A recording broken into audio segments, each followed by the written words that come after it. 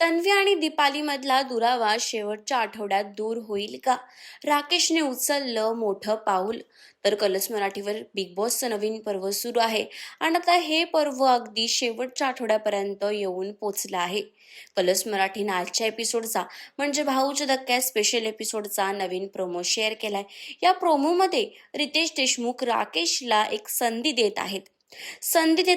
दोन कंटेस्टंट मधला दुरावा दूर करण्यासाठी. तर राकेश मोठं पाऊल उचलतो. राकेश तन्वी आणि दीपालीला चूज करतो. या दोघींमध्ये आपण सीझनमध्ये बघितलं की कधीच फ्रेंडशिप राहिली नाही. नेहमीच भांडणं झालेली आपण बघितली आहेत.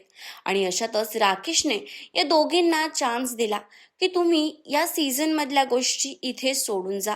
जे काय असेल ते इथेच सोडा.